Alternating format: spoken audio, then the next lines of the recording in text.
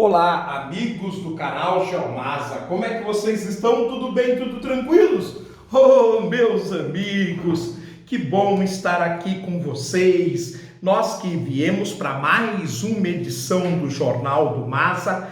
Para tanto, vamos utilizar a Folha de São Paulo deste domingo, dia 13 de setembro de 2020, onde a Folha de São Paulo continua a sua campanha Use Amarelo pela Democracia.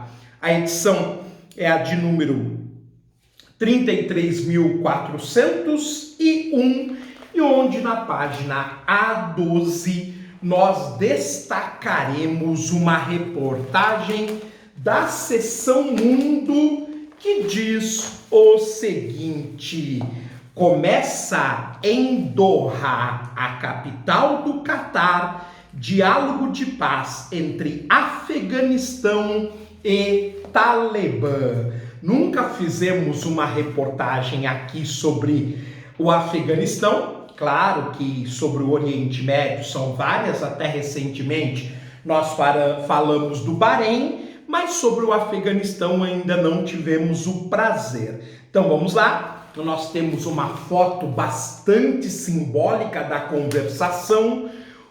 Nós temos como legenda: delegados do Talibã apertam as mãos durante negociações. Olha só que simbólico. Claro que nós temos aqui uma reportagem assinada pela Marina Dias. Representantes do governo afegão e do Talibã se reuniram neste sábado, dia 12 de setembro de 2020, em Doha, no Catar, para diálogos de paz históricos. O objetivo é encerrar uma guerra de 2 décadas que matou dezenas de milhares de combatentes e civis.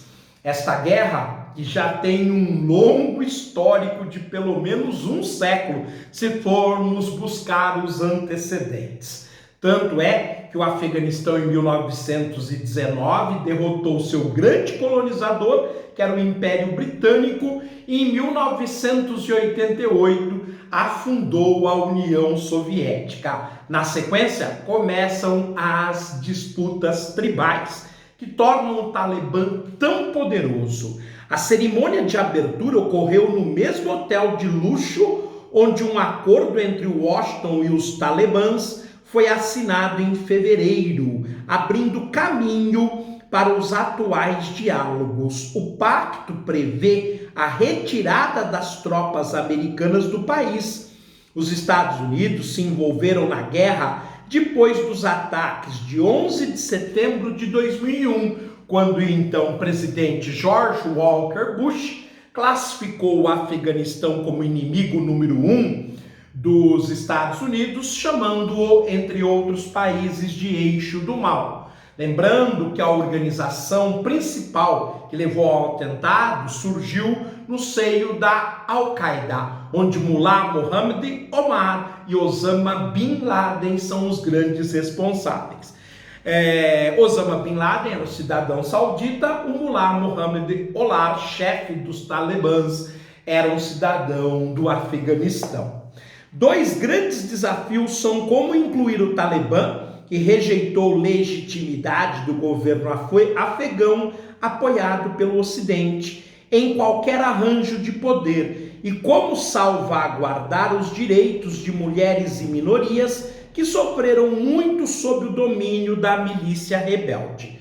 Os talibãs reiteraram o desejo de instaurar um sistema no qual a lei seja consistente, com um Islã rigoroso, e não reconheça o governo de Cabul, que chamam de fantoche dos Estados Unidos, fantoche de Washington. Então esse é um ponto muito delicado, já que as demais minorias, as demais etnias, os demais povos aceitaram o atual governo, mas o Talibã não.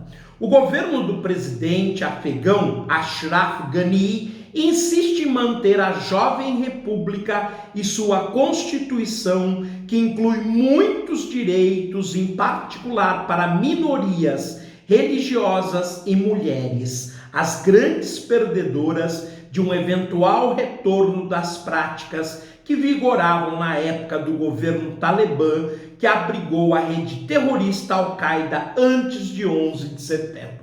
As notícias de violência, de estupro, de torturas contra as mulheres, infelizmente, pipocavam neste período. Portanto, é necessário ter uma observação muito rigorosa para que esse terror, sobretudo sobre as mulheres, não volte mais. Na cerimônia de abertura, o secretário de Estado americano Mike Pompeo pediu para os dois lados aproveitarem a oportunidade para chegar a um acordo de paz abrangente, embora reconheça os muitos desafios que tem pela frente. Mike Pompeo advertiu ainda que o tamanho e o escopo da futura assistência financeira dos Estados Unidos ao país, que depende fortemente de financiamento internacional, dependerão de suas escolhas e conduta. Mesmo que as duas partes não cheguem a um acordo em todos os pontos, elas devem se comprometer em algum grau, afirmou o negociador do governo afegão, Abdullah Abdullah. Para ele é preciso acabar com a violência e conseguir um cessar-fogo o mais rápido possível. Então, apesar dos problemas, dos percalços, dos detalhes, e eles precisam ser com o tempo resolvido, é claro que a iniciativa é extraordinária, já que, como eu disse, o afegão sofre há 100 anos com essa disputa de poder e isso impede o país de se desenvolver social e economicamente. Segundo o líder talibã, Mullah Baradar Akundi, o Afeganistão deveria ter um sistema islâmico no qual todas as tribos e etnias se encontrem sem qualquer discriminação e vivam suas vidas no amor e na fraternidade. Bela proposta, lembrando que Mullah é o título de líder do Talibã, uma tradução grosseira para Talibã seria estudantes do islamismo e o Mullah seria o professor. A guerra mais longa da qual os Estados Unidos já participaram começou um mês após os ataques de 11 de setembro de 2001, quando o então presidente George Walker Bush enviou forças dos Estados Unidos ao Afeganistão para caçar o mentor dos atentados, o Mullah Mohammed Omar, anterior ao Mullah Baradar Akundi, e, claro, seu protegido Osama Bin Laden.